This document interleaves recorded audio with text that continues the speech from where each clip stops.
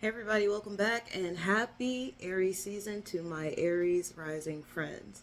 You guys are going through, I'm not going to say you're going to go through a lot. I'm looking at your chart in particular right now. And you have the Sun, Moon, Venus, Saturn, and Neptune in your first house. So there's a lot of energy there, especially when it comes to pertaining to you, your health, pretty much how you identify and see in the world right now.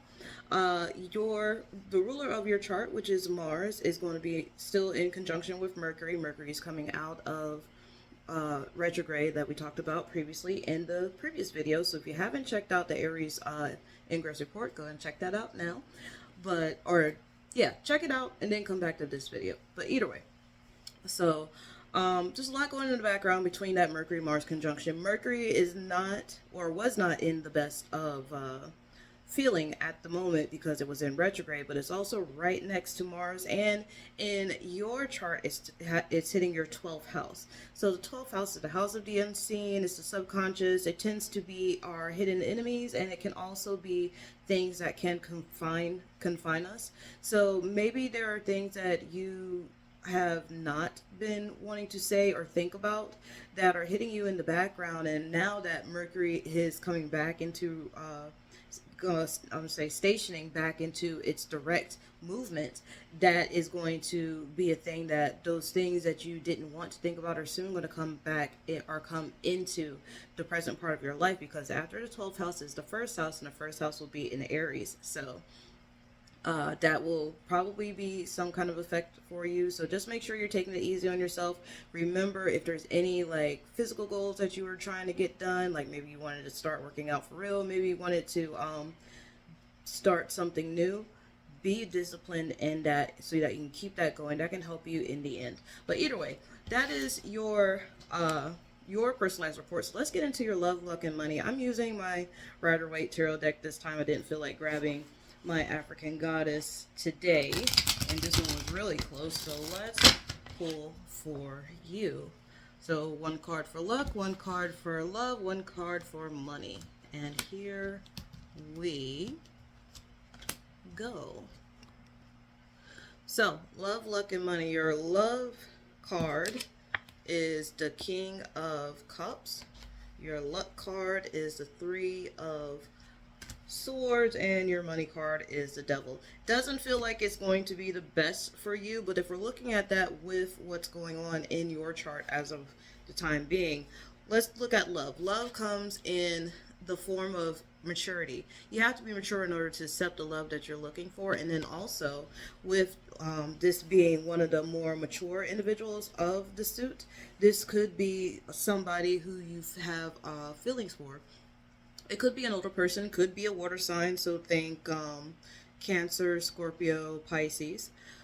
This could be somebody who helps you through an emotional turmoil type of thing. So this may not even be like a romantic love. This could be platonic, this could be familial, but this is somebody who's going to help you get through those rough times. Why? Because they've been there before. They already have walked that path, and they are able to understand those waters. So that is somebody that can help you through a rough patch, and especially with that luck being not in the luckiest of spots, unfortunately, because of that Three of Wands. But here's the thing with not the Three of Wands, the Three of Swords. But here's the thing with the Three of Swords. The Three of Swords generally is the aftermath of something that has happened. This can be the emotional outburst. A lot of people like to see this as destitute, you're crying, and you may have those things that happen to you at this point, but this could also look like just a short loss. This is like a temporary setback. This is something that you put all your heart and your feeling into it, and it didn't work the way you thought it was. So yes, mourn the moment, but don't let it be the end of you, okay?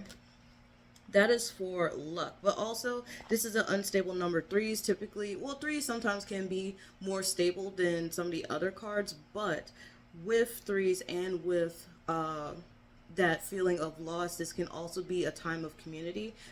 Might be the time that you go find your friends and you just vent. This could be the time where you're realizing something in the background didn't work for you, and you have to actually go and bring it out and talk to somebody about it. Remember, you have Mars and as of today or yesterday, you have Mars and Mercury in your 12th house. So there could be things that are happening in the background that may have you going whooshy, whooshy, whooshy, and you don't know what to do. So you need to be able to express that. Three of Swords tend to be cards of expression because of that emotion pouring out of you. Money is the devil in literal and figurative terms. But in this case, don't think of it being as, oh my God, money is evil. Think of this as more as you might be finding yourself using your money in ways that can be chaining you down. This could look like maybe you're trying to come out of something, but there's so much happening that you aren't able to come out of it. Think about maybe like the bills are piling up. I'm thinking this as maybe you've been spending too much on the things that you don't need and now the bills are piling up. So think of the things that are chaining you down and find ways to work yourself out of it. The biggest thing with the devil is the same thing with the 8 of Swords. You have the ability to get yourself out of it, but the question is, are you, and do you want to? So take that into consideration. That is your love, luck, and money, Aries risings, and until next time, take care of yourselves. Bye.